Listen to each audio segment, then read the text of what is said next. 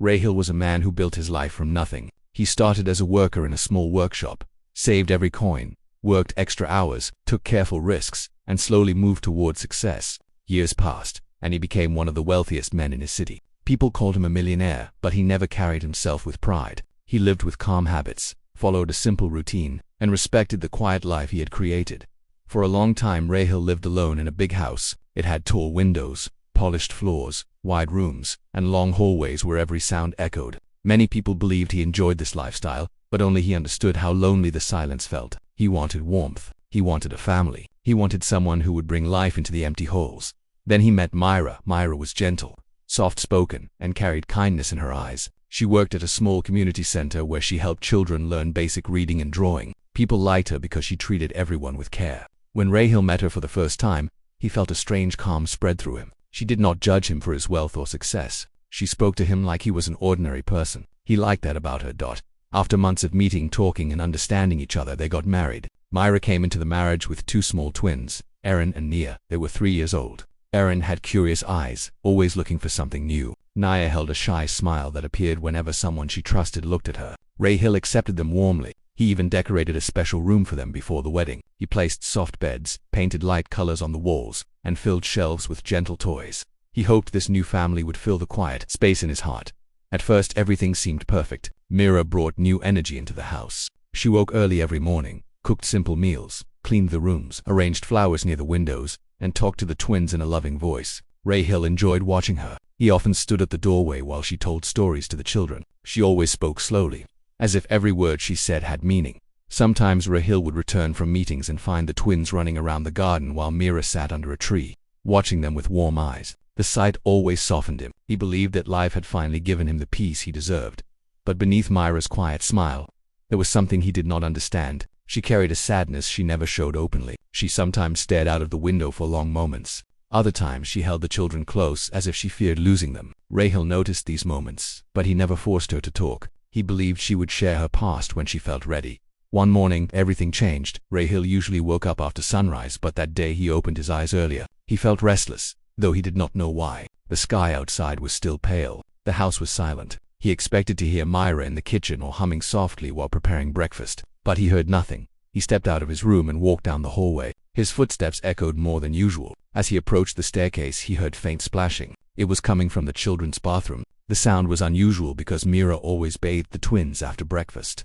Never before. Curious, Rahil walked toward the sound. When he reached the doorway, he paused. What he saw made his heart jump. Myra was kneeling beside a small tub. The twins sat inside, their small bodies shaking slightly. Myra held a small jug and poured water over them. What shocked Rahil was not the bathing itself, but the water. It was cold. There was no steam rising from the tub. The air around them felt chilly. Rahil felt confusion rush through him. He stepped inside quickly, his footsteps making Myra turn her head. She looked surprised but not frightened. She lifted a hand in greeting as if nothing was wrong. The twins looked at Rahil with wide eyes. They trusted him. They always did. He could see their discomfort even though they did not cry. Rahil controlled his voice, not wanting to alarm them. Myra, why are you bathing them in cold water? His tone was calm, but his eyes showed deep concern. He had never spoken sharply to her before. He respected her too much, and he knew she had a gentle heart. But the sight in front of him shook him in a way he could not describe. Myra did not answer immediately. She gently placed the jug down, lifted the twins one by one, and wrapped them in soft towels. She made sure their small hands and feet were covered. She rubbed their arms to warm them. She whispered to them in a soft voice, telling them everything was fine. Only when they were settled on a mat and wrapped in small blankets did she stand up and turn to Rahil. Her face was calm, but her eyes carried something heavy. There is a reason, she said. Her voice was steady, but Rahil could sense that she had been carrying this secret for a long time. He stepped closer. He wanted to understand. He wanted to know why she would do something that seemed so harsh. Myra, he said softly, you can trust me. Tell me what is happening. Myra lowered her eyes for a moment. Her hands trembled slightly. She took a slow breath. Rahil waited patiently. He knew she would speak when she was ready. Finally, she looked up. There was something about the twins, she whispered. Something I have never told anyone, not even you. Rahil felt the air shift around them. Her words carried weight, as if the truth behind them was deeper than anything he had imagined. He gently reached for her hand. You can tell me, he said. Myra stared at the twins. They were sitting close together, their small faces calm again. She lifted her hand and pointed toward them. They cannot handle warm water, she said. Their bodies react in a dangerous way. Rahil frowned. He had never heard of such a condition. She continued, her voice low. In our past home there was an accident. A serious one. Warm water once caused severe harm to them. The doctor who treated them warned me never to use warm or hot water again. Only cold water is safe for their skin and temperature. If I use anything else, they could fall very sick. Rahil felt the shock hit him deeper. He had never known this. Myra had never shared it. He looked at the twins again, suddenly seeing them in a different way. Their gentle skin, their soft movements, their reactions all made sense. Now Mira, he asked carefully, why did you not tell me before? Her voice cracked. I was afraid. I feared you would think I was careless. I feared you would judge me. I have lived with this fear since the accident. I only wanted to protect them. Rahil felt his heart soften. The truth was heavy, yes, but he could see her pain clearly. She was not harming the children. She was protecting them in the only way she knew. He stepped closer and placed his hand on her shoulder. I am not angry, he said gently, but you should have told me. I want to help you protect them. Mira looked at him with wide eyes, almost relieved, but she still looked troubled. There is more, she whispered. Rahil felt his breath catch. More? What kind of truth was she carrying? The answer, when she spoke it, would soon shake not only Rahil but every person who later heard their story. Rahil stood still, watching Myra as she lowered her eyes again. Her words kept echoing in his mind. There is more. He already felt shaken by the truth about the twins and their reaction to warm water. The thought that she had carried such fear and pain alone made his chest tighten. But now she was holding something even heavier, something she had never spoken about, not even once. Myra walked toward the window slowly. The morning light entered the room and touched her face, showing a sadness that had been hidden for years. Rahil waited without pressuring her. He wanted her to know she was safe now, that she could speak without fear. When she finally turned back to him, her eyes held a mixture of courage and worry. Rahil, she said, the accident that harmed the twins was not a simple mistake. It happened because someone wanted to hurt them. Rahil felt his breath freeze. He stepped forward, trying to process her words. Aaron and Naya were so small, so gentle. Who would ever want to harm them? Mira saw the shock in his eyes and continued. In my old home, I lived with my husband's extended family. After he passed away, everything changed. They did not want me there anymore. They said the twins were a burden. They said I should leave, but I had nowhere to go. Her voice trembled. She raised her hand to her chest as if trying to calm the pain that came back with the memory. One evening, one of the family members filled a bucket with hot water and told me to bathe the twins quickly. I trusted them. I did not check the temperature. I thought it was warm and safe. Her voice paused. She lowered her gaze again, remembering the moment that changed everything. When I poured it on Aaron, he screamed. I had never heard such a sound. His skin turned red instantly. Naya started crying from fear. I panicked and pulled them out, but the damage was already done. Rahil felt a wave of anger rise inside him, but he controlled it. He did not want to scare her or the children. Did the doctor say it would come back if they touched warm water again? He asked calmly. Myra nodded. The doctor said their skin had become extremely sensitive. Warm water could cause strong reactions. Their bodies cannot regulate the temperature properly anymore. Since that day, I only use cold water. It is the only safe way. Rahil understood now. She was not being careless. She was not harming them. She was protecting them with everything she had. Her fear was not because of cold water. Her fear was of losing them. She looked at him with hopeful eyes. I thought you would be upset if you saw it without knowing the reason. I never wanted you to think I was a bad mother. Rahil walked to her and placed his hand gently on her shoulder. I do not think that, he said softly. You are a strong mother. You saved them. You did everything you could. Myra's eyes softened. A small tear escaped, but she quickly wiped it away. I did not want to burden you with this, she whispered. You are my wife, Rahil said firmly. And they are my children now. You are never a burden. The twins sat on their mat watching the two adults speak. They did not understand the full conversation, but they sensed the calm returning. Naya opened her small arms toward Rahil. He smiled gently and picked her up. She rested her head on his chest, feeling safe. Aaron moved closer to Mira, holding the edge of her dress. Rahil kissed the top of Nia's head gently and looked at Mira again. What else did you mean when you said there is more? Mira took a deep breath. The hardest part had not yet been spoken. The family who harmed them, she said carefully, did not stop there. After the accident, they blamed me. They said I did it on purpose. They said I was unfit to care for my own children. Rahil tightened his grip on Naya very slightly, not out of anger but out of disbelief. He could not imagine Mira doing anything harmful to the twins. Her whole life revolved around protecting them. They tried to take Aaron and Nia away, she continued. They said they would raise them instead. They wanted to separate me from them. They told me I should leave the house alone. Rahil swallowed hard. The cruelty of such actions pressed on him like a heavy weight. What did you do? He asked quietly. I left before they could force me. I took the twins and went to a small rented room. I worked during the day and cared for them at night. Life was hard. I had very little money. Sometimes we had only bread for dinner. But at least they were safe. Rahil felt a deep respect forming inside him. Myra was far stronger than she appeared. The softness in her voice and her calm nature hid a courage that many people never discovered in their whole lives. And after some time, she said with a small breath, I found work at the community center. That is where you and I met. Rahil remembered it clearly. Mira had been helping children draw simple shapes. Her smile that day was real, but now he understood the silent pain behind it. She stepped closer to him, nervous again. Rahil, she whispered, I fear they might try to find us one day. They did not want me to leave. They wanted the twins for their own reasons. I do not know what they will do if they find out where I am now.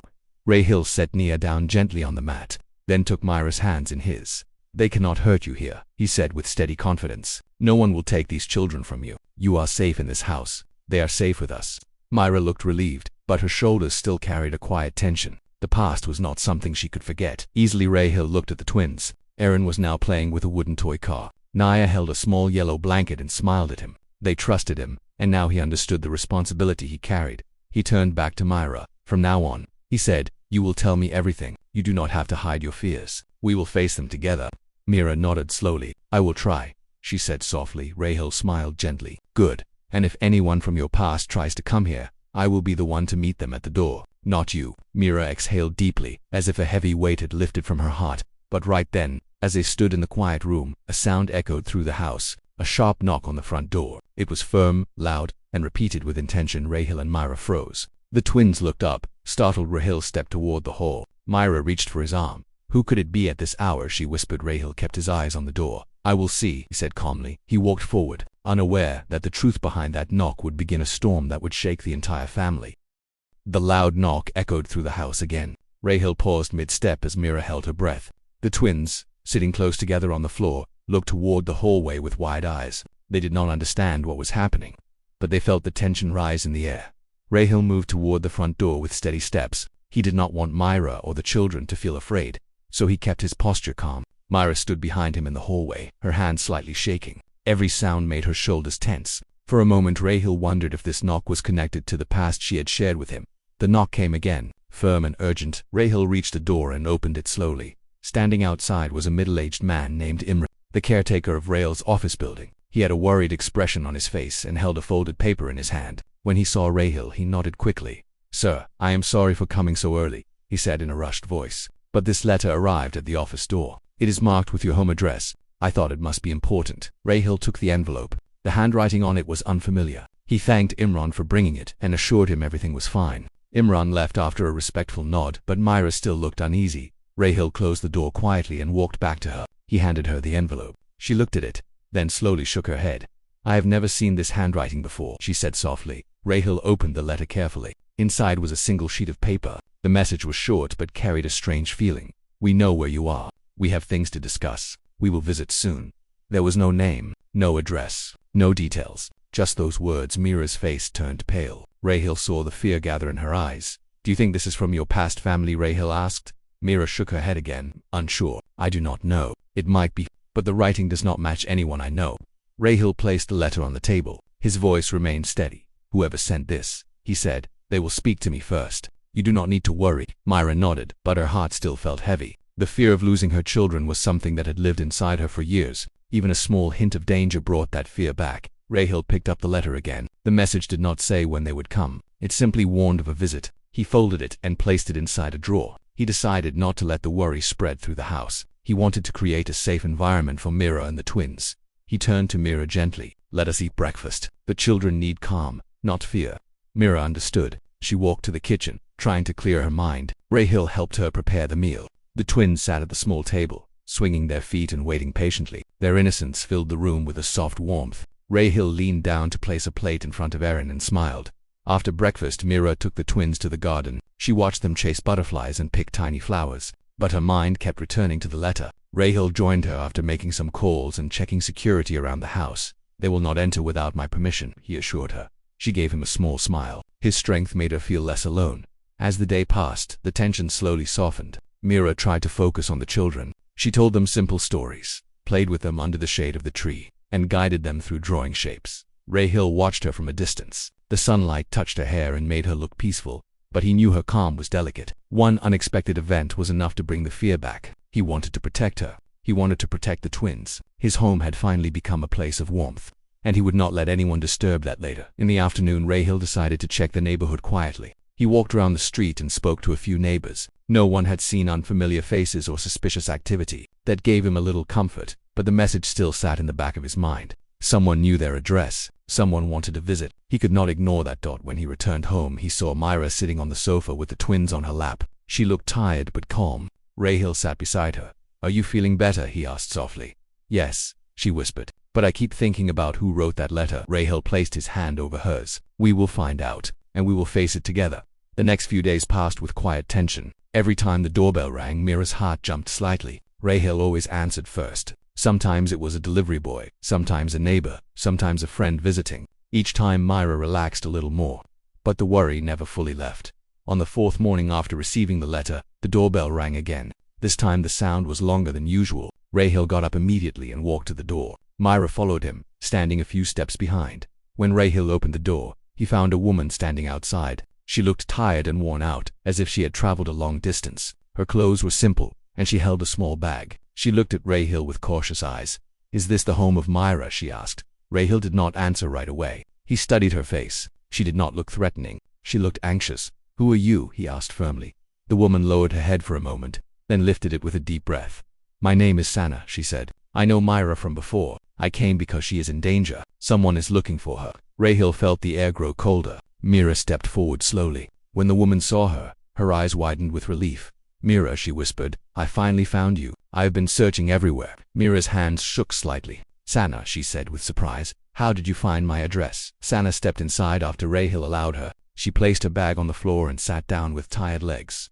"I did not want to frighten you," she said, "but the people who harmed the twins before have been asking questions again. They want to know where you went. I heard their conversations. They believe you are hiding something valuable, something they think belongs to them." Rahil felt anger rise again. He kept his voice controlled. "What do they want from her?" he asked. Sana looked at him with serious eyes. "They do not want the children because they care about them," she said. "They want something else, something connected to the accident." Myra covered her mouth in shock. Rahil felt his heartbeat slow down, as if preparing for a heavy truth. "What is it?" he asked. Sana leaned forward. "They believe the twins reacted in a strange way during the accident. They think there is something unusual about them. They want to take the children and find out what it is." Mira's body trembled. Rahil placed his arm around her, holding her close. The truth had finally started to come out, but Sana's next words carried even deeper weight. "They are coming here," she whispered. Rahil looked at the twins, unaware of the storm gathering around them. The peaceful home was no longer safe. Something far bigger was heading toward them. The moment Sana said the words, "They are coming here," the atmosphere inside the house changed completely. It felt as if every wall, every window, every silent corner of the home began to hold a new kind of tension. Mira's breath grew unsteady. Rahil pulled her close, steadying her nerves as she held the twins protectively. Rahil spoke in a calm but firm tone. "Sana, start from the beginning. Tell us everything clearly." Sana nodded slowly. She looked exhausted, as if she had been running for days without proper rest. She settled on the sofa while Myra sat beside her with trembling hands. Rahil stayed standing near them, alert and ready. Sana began explaining. "After you left the old house, the family pretended to move on. But 2 months ago, they visited the same doctor who treated the twins. They asked him questions about the accident. They asked about the reaction the twins had. They said the change in their skin condition after the hot water was unusual." Myra closed her eyes. "The memories were too painful." Sana continued. "The doctor refused to discuss anything. He protected your privacy. But the family did not stop. They kept searching. They believed the twins' reaction meant there was something special about them." Rahil leaned forward. "Special in what way?" Sana swallowed. "I do not know exactly. They believe the twins can adapt to temperatures faster than normal children. They think this ability can be used in some way. They see it as something valuable." Rahil felt anger rising inside him, but he kept his voice steady. "Children are not things to study or collect. They are human beings." Sana nodded quickly. "I know. I came because I could not let them reach Mira. I heard them discussing plans. They hired people to search for her. They believe you are living in a better place now. They want to take the twins away." Mira covered her mouth. Her eyes filled with fear. She looked at Aaron and Nia playing quietly on the carpet. They did not understand any of this. They were innocent and unaware of the threat closing in around them. Rahil knelt beside Mira. "They will not take them," he said firmly. "I will not allow anyone to harm our family." Myra nodded, but tears slid down her cheeks. Rahil's hand on her shoulder gave her some strength. Sana continued. "The letter you received was from them. They sent similar letters to places where you used to work before. They are searching every place you ever visited." Rahil felt a chill run through him. The letter had not been a simple warning. It had been a sign that someone was getting closer. He straightened up. "We need a plan. We cannot sit here and wait. Mira wiped her tears and looked at him. What will we do? Rahil spoke with certainty. First we make sure the house is secure. Then we talk to someone who can help. He went to his study and made a few important calls. He did not explain everything, but he asked for immediate security assistance. Within hours, 2 guards arrived at the house. They checked the property, set up cameras, and strengthened the entry points. Meanwhile, Myra stayed with the children, holding them close. Sana sat beside her, comforting her in a quiet voice. Rahil returned to the living room after speaking with the guards. No one can enter without being seen, he said. We will keep watch day and night. But even with these steps, Mira felt uneasy. The fear of losing her children after everything she had suffered was overwhelming. She paced the room, touching the walls, checking the windows, making sure the twins were always in sight. As evening approached, the air outside grew still. The house felt safe yet surrounded by uncertainty. Sana stood up. I should leave now. I only wanted to warn you. If I stay, they might track me here. Rahil shook his head firmly. You are not safe alone. Stay here until we understand what they plan to do. Sana hesitated. I do not want to cause trouble. You brought us the truth, Rahil said. That is not trouble. That is help. Mira nodded. Please stay. I feel better when you are here. Sana agreed and settled in a small guest room. Night arrived. Rahil stayed awake, checking the cameras and speaking with the guards outside. Myra tried to sleep with the twins beside her, but her eyes remained open. Every small sound from outside made her heart jump. Near midnight, Rahil walked through the house again. Everything seemed quiet, but when he reached the back window, he noticed something unusual. A car was parked far across the street. Its lights were off. It had not been there earlier. Rahil stepped outside and approached the guards. Do you know about that car? He asked quietly. The guard shook his head. It arrived 10 minutes ago. No one stepped out. Rahil's chest tightened. He returned inside quickly. Mira was sitting up in bed with the twins sleeping on either side of her. Rahil, she whispered. What is happening there is a car parked far down the road, he said. I do not know who it belongs to, but I want you to stay in the room. Fear returned to Myra's eyes. She looked down at the twins and pulled them closer. Rahil went downstairs again with his phone. Before he could make another call, the doorbell rang. It rang once, then again. Slow but steady. Rahil's heart beat hard, but he approached with controlled steps. The guards outside moved closer to the entrance. Ready, he opened the door slightly, staying behind the protective latch. Standing there was a man in a dark coat. His eyes were sharp, his posture straight. He looked calm, almost too calm. Good evening, the man said in a flat voice. I believe this is the home of Myra. Rahil did not open the door further. Who are you? The man gave a thin smile. My name is Adil. I represent the family Myra left behind. We have come to collect what belongs to us. Rahil's jaw tightened. Nothing here belongs to you. Adil did not raise his voice. He simply lifted a small folder in his hand. We have papers. We have rights. We only want the twins. We will take them peacefully if you cooperate. Rahil's eyes hardened. To leave immediately. Adil kept the same calm smile. This discussion is not over. We will return. He turned and walked back toward the car. The guards followed him with their eyes. Rahil shut the door and locked it carefully. He walked upstairs as Mira stepped out of the room, fear rising again after hearing the voices. Was it them? She whispered. Rahil nodded slowly. Yes, they have come. Myra felt her knees weaken. She leaned against the wall, breathing hard. Rahil took her hands. They will not take the twins, he said firmly. But we must be ready. The night settled into a heavy silence, filled with worry and exhaustion. The family remained together in the room, waiting for the next day, knowing that the storm had finally reached their door.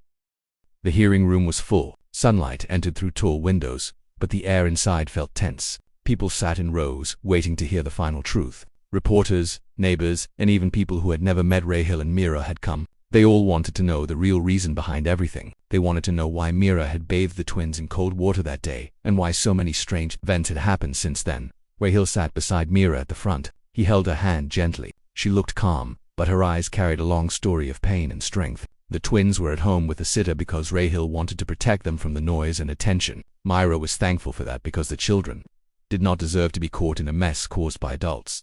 The judge entered the room. Everyone became quiet. The hearing was not a criminal case. It was a public inquiry to clear the confusion that had spread across the city. Some people had spoken in support of Myra, and some had spoken sharply against her without understanding the truth. Rahil wanted everything cleared, so no shadow remained on Myra's name.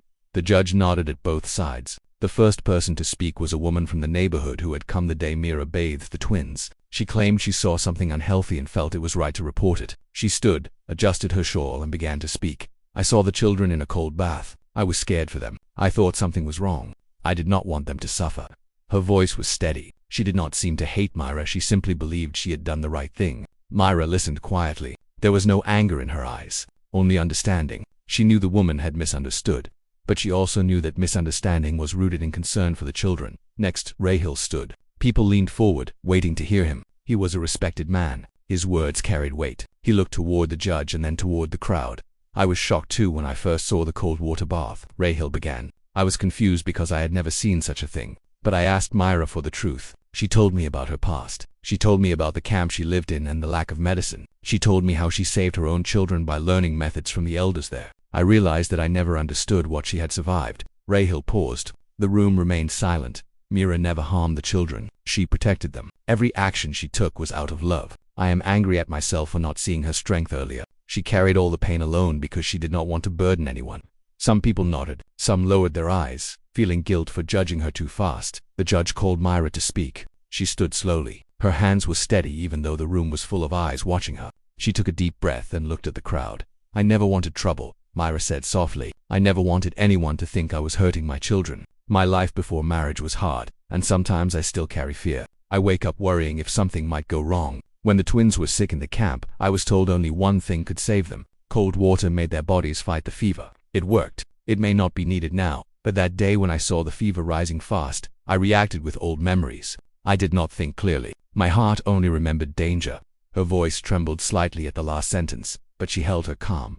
I love my children. They are the reason I survived. I will never do anything to hurt them. I ask everyone to understand that I come from a place where choices were few and fear was always near. I am learning new ways now. I am trying every day. People listened. Some wiped tears. Her words were honest, simple and full of quiet courage. The judge nodded with understanding. A medical expert came next. He explained that Myra's method was not harmful when used correctly. He said that some cultures used similar techniques for emergencies when there was no access to medicine. He also confirmed that the twins were perfectly healthy and well cared for. His voice was calm and professional, and it made many people in the room feel relieved at the end of the hearing. The judge stood and delivered the conclusion. There is no evidence of harm, the judge said. There is evidence of a mother doing her best in a moment of panic. There is evidence of a woman shaped by hardship. This case is closed. Myra is cleared. No harm was done, and no further action is needed. A soft wave of relief spread across the room. Rahil let out a breath he had been holding for days. Myra closed her eyes for a moment, as if letting go of a heavy weight she had carried for far too long. When she opened them again, she saw Rahil's gentle smile. He squeezed her hand, and she felt safe. As they walked out of the room, people stepped aside quietly. Many looked at Myra with new respect. They did not see a strange woman anymore. They saw a strong mother who had gone through a life they could not imagine. Outside the building, the air felt fresh. The twins were brought to them by the sitter. The moment the children saw Myra, they ran into her arms. She lifted them and hugged them tightly. Rahil watched them with warmth in his eyes. He placed his hand on Myra's shoulder. You are not alone anymore, he said softly. Myra looked up at him. For the first time in a long while, she felt that someone truly understood her. She felt that her past did not have to follow her like a shadow. She had a home now, a family, and a partner who stood beside her. The next few days brought peace. Neighbors who had once doubted her now greeted her kindly. Rahil made sure she had help in the house so she could rest more. The twins played freely in the garden, laughing without fear. One evening, as the sun set behind the trees, Myra stood on the balcony watching the sky change color. Rahil came beside her and rested his hand on the railing. Everything is calm now, he said. Myra nodded. She felt something she had not felt in a long time. Hope, the kind of hope that grows slowly and quietly, filling the heart with gentle strength. The truth had come out. The storm had passed. And now a new chapter had begun for all of them, a chapter built on trust, healing, and a family that learned to stand stronger together.